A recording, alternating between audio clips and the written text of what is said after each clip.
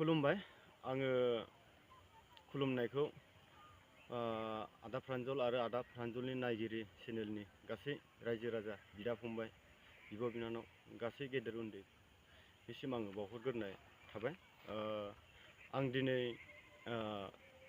बे भिडिअनि गेजेरजों माखासे आंनि जिहेथु आंनि पार्सनेल लाइफआव माने जिखिनि जेंना आरो प्रब्लेम सोलिनानै दङ आंनि पार्सनेल जिउआव, बेनि सोमोन्दै आङो दिनै माखासे खोथाखौ आङो शेयार खालामनानै जाहाथे माखासे हेल्पखौ आं रायजो राजानिफ्राय मोनगोनखौ आङो आसा खालामनानै दिनै आङो बे भिडिअनि गेजेरजों फंनैसो बिबुंथि आङो बुंनो थाखाय खावलायनो थाखाय बुंहरनो आङो आखायाव लादों। आं दिनै गिबियावनो आङो बेखौ बुंग्रोखायो, आङो मोजां बिबुंथि होनो रोङा। आङो दिनै दद' माद'यै थाथ' माथ'यैब्लाबो आङो आंनि प्रब्लेमखौ आङो खिन्थानो थाखाय आङो आखायाव लादों। बेनोदि आंनि पार्सनेल लाइफआव प्रब्लेम जानाया आंनि हिन्जावा दिनै मोनसे समाव बियो गुबुन सासे रं नाम्बार रायलायनानै बियो गुबुन सासे सेंग्राजों नैबे थांनाय दुर्गा फुजा समाव बियो गुबुन सासे सेंग्राजों लोगो हमनानै बियो दोनखारलांदोंमोन। आं बे समाव न'आव गैयामोन, आङो बेंगलराव खामानि मावनो दंहैयोमोन आं बे समाव। बिनिफ्राय बे समाव बे रं नाम्बारखौ लोगो हमो दुर्गा फुजा समाव। अब्ला लोगो हमनानै बियो दोनखारलाङो। बे समाव आङो खबरखौ मोनहैयो, आंनि हिन्जावा जिहेथु सासे रं नाम्बारजों बेफोरबायदि जाना थांबाय। अब्ला आङो दुर्गा फुजा सममोन, बै समाव आङो खबरखौ मोननानै आङो न'आव सफैनो मथा मथि आङो सप्तासेनि गेजेराव आं न'आव सफैदों। न'आव सफैनानै आङो हिन्जावखौ मारै जानाय, बोरै रं नाम्बार रायलायनानै सोरजों थांखो बायदि आं गोबां खबर लाफैदों आङो। बेनिफ्राय खबर लानानै उनाव बिदिनो आङो सेंग्राखौ संदाननो हादों। बे सेंग्राया बालौफुंनि बेवाइपारा 16 माइल बेवाइपारा होननाय गामिनि बियो। बेनिफ्राय बियो बे सेंग्राया अरुणाचलाव दंफां हायो। बेनिफ्राय बे सेंग्राया माने सिगांबो बिदिनो गामियाव हिन्जाव लाबोदोंमोननो, नेपालि हिन्जावबो लाबोदोंमोन। बेनिफ्राय रायजो राजायानो हाबाबो खुंनानै होदों होनना बुंदों, रायजो राजानि फैसाजोंनो न'बो गंसे बानायनानै होदोंमोननो। बिनि उनाव हाबानि उनावनो माने बै जिहेथु नेपालि हिन्जाव, बुरि हिन्जाव लाबोनाय, बै हिन्जावखौ हाबानि उनावनो लांफिनदों होननानै बे गामिनि सेक्रेटारिया बुंहरो। आरो बिनि उनावबो दफ्ला हिन्जावबो लाबोदोंमोननो बियो। आरो बिदिनो अनेक सानै साथाम जाबायनो बे मानसिया हिन्जाव लाबोनाया। ओमफ्राय रावजोंबो मोजां संसार जाथिरा, रावबो थायाखै बेजों। बिनिफ्राय बिनि सायाव जाहाथे जाफ्लेबाय थानायखौ नुनानै माने गामियाव सावरायदोंमोननो। सावरायनानै बिनि सायाव मोनसे टारगेट डिसिसन खालामना दोन्दोंमोन, जाहाथे नोङो बेफोरबायदि आरो गुबुन हिन्जाव लाबोनानै गोदाव सोराव दा खालामसै, माने गामियाबो मोनसे बदनाम जायो, बेफोरखौ बुजायनानै मोनसे थांखि खालामना दोनखादोंमोन। आरो बैनि उनावनो बियो आंनि हिन्जावखौ लाना थांबावदों बियो। बे समाव आंनि हिन्जावा, आंना गथ' सानै दङ, गथ' सासेया गाइखेरखौनो गाराखैमोन, उन्दै गथ'मोन। बेजों बियो बोरै लोगो मोनलायना रं नाम्बार रायलायनानै लाना थांखो आं मिथिया। बेनिफ्राय आंथ' न'आव फैनानै गोबां बेखौ खबर लाबाय, नागिरबाय, आबसुनाव थांदों, पुलिसनाव थांदों। बिनिफ्राय आं जेबो खबरखौ मोनाखै, मानसिया बबाव थांना दंमारो, बबाव मा, आं जेबो मिथिनाय जायाखै। बै सेंग्रानि गामिनिफ्रायबो बेखौ खबर लादोंमोन, नाथाय गामिनिफ्राबो अरुणाचलाव दंहैयो होनना मिथिदों, नाथाय बिनि लोगो बागो मोजां गैया होननानै फोरमायदों आंनि सिगाङाव। बिनि थाखायनो बेखौ हमनो हायाखैमोन। बेनिफ्राय थिग आं न'आव 3 मास बायदि आं बेखौ थानानै आङो नागिरनाय जादों, खबर खालामदों। नाथाय थेवबो माने बेखौ आं खबर मोनाखैमोन, अबाव दंहैमारो मानसिफ्रा, अबाव मा। नाथाय आङो आबसुनाव थांदों, पुलिसनाव थांदों, नाथाय अब्लाबो मोजाङै माने बिसोरबो दिनै पुलिसनाव थाङोब्लाबो थाखा फैसानि प्रब्लेम, बिसोरबो आजिखालि हिन्जाव बेफोरबायदि खारनायखौ रेजिस्टार खालामा, नैबेफोरनि प्रब्लेमाव माने आं हिन्जावखौ थाबै नागिरना मोनाखैमोन। बेनिफ्राय 3 माससोनि गेजेराव आङो उफाय गैथारैनि आङो गुबुनाव थांफिननांगौ जाना फैदों। मानो होनबा थाखा फैसा आं गुबुनाव खामानि मावखायोमोन सिगांनिफ्रायनो। बेनिफ्राय आङो 3 मास थानानै आङो गुबुनाव थांफिनबाय, जाहाथे आङो खबरखौ मोनखागोन आङो फननि गेजेरजोंब्लाबो बे अबावबा दङब्लाबो होननानै आङो खबरखौ लाबाय थाखादों। जेनेबा आङो कन्टेक्ट खालामनानै लोगो बागो आं गोबां खबर लादोंमोन। बिनिफ्राय बिनि उनाव आङो निउसाव हगारनाय जायाखैमोन। बिनि उनाव आं बेंगालराव थांनानै आदा प्रान्जलजों कन्टेक्ट खालामनानै आङो रायज्लायहरो। बेनिफ्राय आङो मोनसे आंनि थाखाय भिडिअ बानायनो आङो खिन्थाहरदोंमोन। बिनिफ्राय आदा प्रान्जला आंनि बे हिन्जाव लाना थांनाय बेनि भिडिअखौ खालामनानै होदोंमोन। बे भिडिअ खालामना होनायनि उनाव देर सप्ताहनि गेजेराव आं बेखौ खबर मोनदों। बै मानसिखौ जेनेबा सानैसो मानसिफ्रा आंनो बुंहरदों। मानसिफ्रा जेनेबा अरुणाचलावनो दङ, रामदा होननाय जायगायाव दङमोन। बेनिफ्राय आंनि सिगाङाव सोंहरबाय, बे जाय मानसिफ्रा नुदों मिथिदों बिसोर सोंहरबाय आंखौ कन्टेक्ट खालामनानै, नोङो हिन्जावखौ दाबायदियाव मोनबा लाफिनगोन ना मागोन आंनाव सोंहरदोंमोन। अब्ला आं बुंदोंमोन, आंथ' जेनेबा हिन्जावखौ नागिरबाय थाखादों। बेनिफ्राय आंनो हिन्जावखौ नांफिनगौ, मानोना आंहा गथ' सानै दङ आरो सासेया माने गाइखेरखौनो मोजां गारजोबाखै, उन्दै गथ'। आरो सासे फरायनाय उन्दै दङ 7 बोसोरनि। ओमफ्राय दा आंहा गथ'फोरखौ नायनो थाखाय आइ बुरैल'सो दङ, रावबो गैया। बिनि थाखायनो आङो माने हिन्जावखौ नांफिनगौ। फैफिनथों बियो, मोनसे गावनि साननो रोङै मोनसे भुलाव बे थांबाय। फैनानै मोजां संसार जाफैफिनथों आं बेखौ हास्थायदोंमोन। मानसिखौ मोनफिनोब्ला जाहाथे आङो लाबोफिनगोन। बेनिफ्राय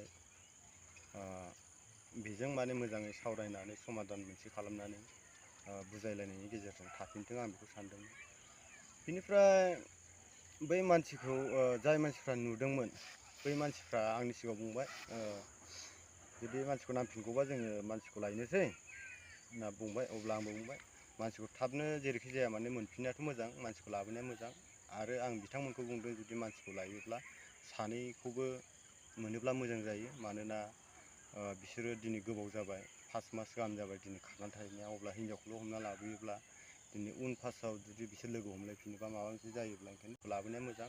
आरो आं बिथांमोनखौ बुंदों, जुदि मानसिखौ लायोब्ला सानैखौबो मोनोब्ला मोजां जायो। मानोना बिसोरो दिनै गोबाव जाबाय, 5 मास गाहाम जाबाय दिनै खारनानै थाहैनाया। अब्ला हिन्जावखौल' हमना लाबोयोब्ला दिनै उन फासाव जुदि बिसोर लोगो हमलायफिनोबा माबा मोनसे जायोब्ला ओंखायनो सानैखौबो लाबोनानै बिजिरनानै मोनसे समाधानखौ खालामनांगोन।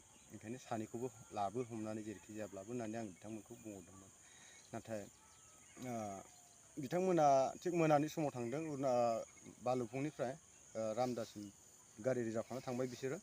ओमफ्राय हरनि समावनो थांदों बिसोरो। बुंबाय उनाव आंखौ कन्टेक्ट खालामनानै, हिन्जावखौथ' मोनबाय, नाथाय हौवाखौ मोननाय जायासै, हौवाया खारबाय मिन्थिनानै जाखाबाय।